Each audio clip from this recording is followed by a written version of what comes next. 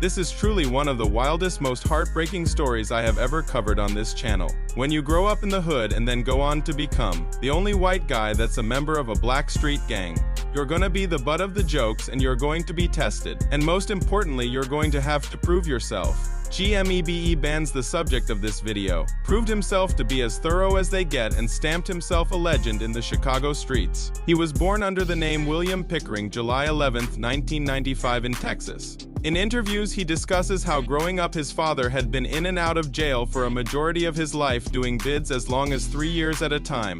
Because of this, Bands and his mom became very close, but money was always an issue in his household. In order to provide, Bands did the best he could with the limited resources he had, and a lot of the times his only way to sustain a reliable income was to engage in illegal activities such as trapping and running plays. He would bust a trap and then give his mom the money so they could keep the lights on and put food on the table. He was that kind of a guy.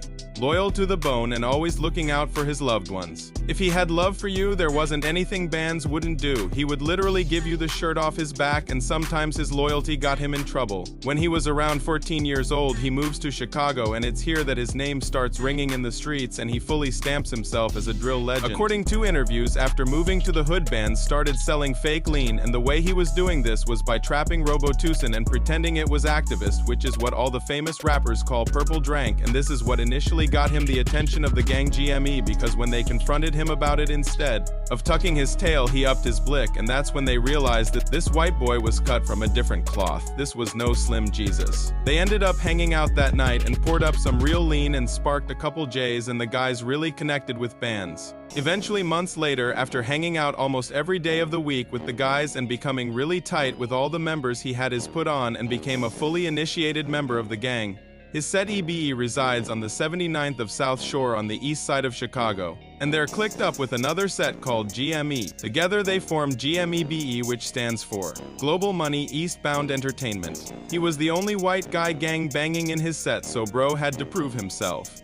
GME is made up of mostly black pea stones, something Bands references a lot in his music. And EBE is made up of mostly Titanic stones, which, if you didn't know, these guys are a subset of the pea stones. Bands' primary role in the gang was to take over drug operations, and bro was very talented at that. He had been finessing and trapping his whole life, so bro knew how to cut up and break down a brick of yay and get the most profits out of it. He also had heart, and according to rumors, he went on a couple missions sliding on the ops. When Bands started rapping, he popped off quick because of his talent and because he was the only white dude gang banging in the hoods of Chicago. He was like nothing the world had ever seen before and had the talent to go mainstream. Bro was racking up millions of views on YouTube and showcasing what it was like living in the streets, bussing at the ops, and having to look over your back everywhere you go. Fans could see the authenticity with Bands and recognized he was nothing like any of the previous fake white drill rappers they had seen popping up on YouTube. On top of all his street credentials, he was smart and charismatic, and most importantly had a great personality and was good at showcasing it online. He became boys with some of the biggest street legends in Chicago, such as Little Reese and Tay 600. Even while he was making such mainstream buzz, he still remained loyal to his gang and was paying for members' bonds, fronting members' work if they needed money, and he was buying blickies for his block. Bro was doing it all for GMEBE. It's around this time that Bands started finding himself in serious legal trouble because of the crimes he was committing with his gang. On January 11, 2016, it is a cold Chicago night, and Bands, along with multiple members from his set, decide to hit a lick and commit a home invasion robbery. He's with well-respected members Little Chief De Niro and Little Murda, and they began scoping out the neighborhood to find the perfect house to terrorize.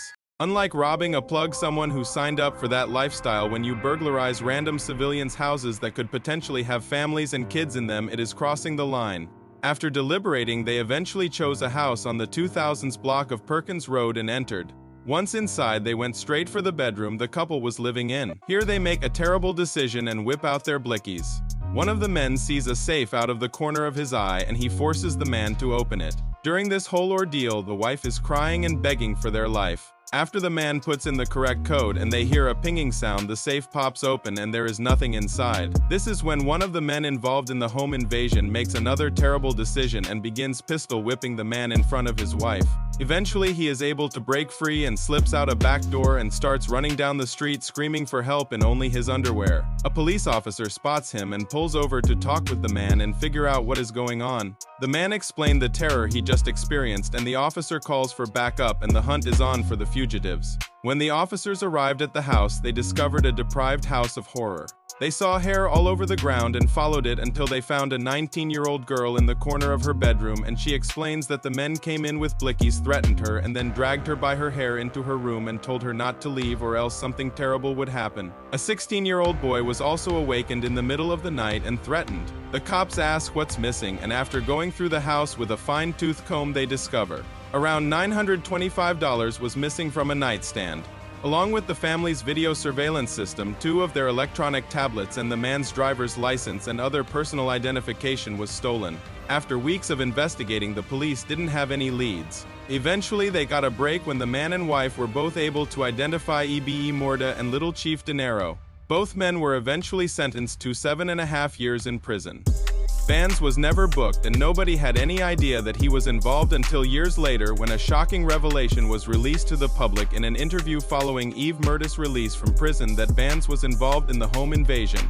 Many claim that the reason Bands never got arrested was because he was Caucasian. The police never suspected Bands, and Chief Dinero and Ebe Morda never ratted him out. Bands, who was a big-time dealer in Chicago, was trapping literally every substance imaginable. If you wanted it, Bands had it. He was dealing with every walk of life and was trapping to the suburbs, the streets, and deep into the country. He had gotten pretty reckless and thought he couldn't be touched, and was known to get fronted product and then run off on the plug because he thought nobody would ever do anything to a real G like Bands. When he went to make a play in Rockford, Illinois, he thought it was going to be business as usual. He was meeting up with 3 different guys that looked like they worked at GameStop.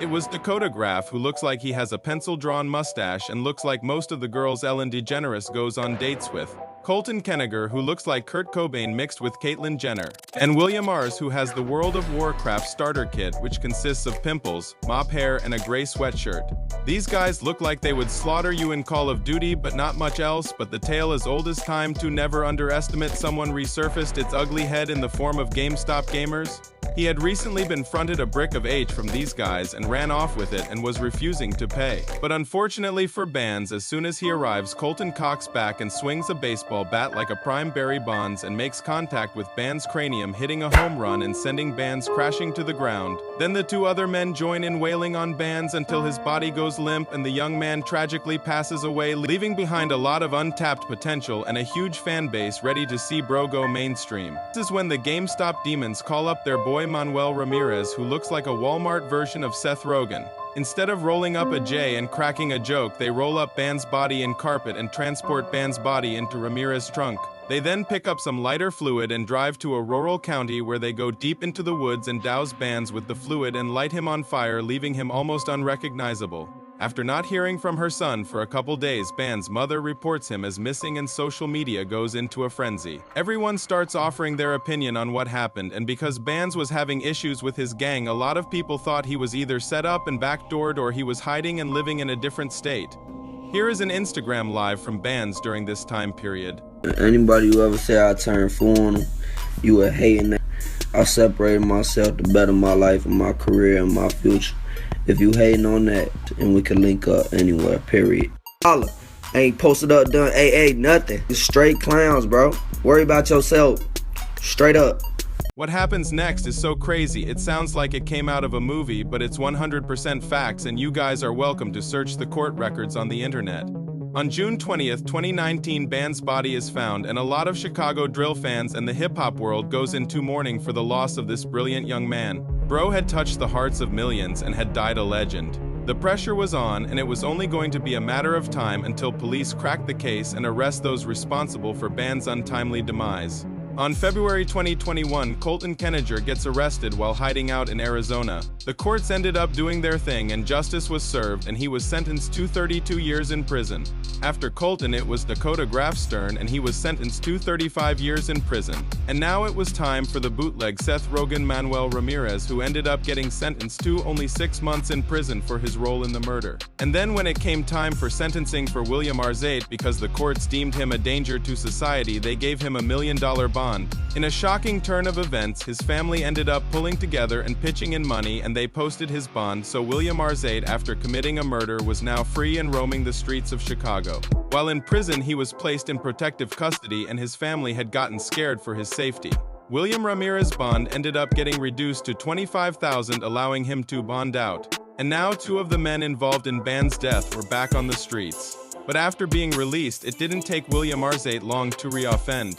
After bonding out and getting released to the public, the way he wanted to show the courts he wasn't a danger to society was by committing a heinous crime and getting arrested for aggravated battery on a pregnant woman. He also got hit with possession of controlled substance and resisting arrest charges because he was being combative with the police officers. He was observed by the public while out on bond for a murder, publicly beating a pregnant woman, and multiple people called the police. Bro had serious issues and even had a restraining order that was placed on him earlier that year by a different girl. After being released on bond once again, this time he did the race, and to this day he is still on the run.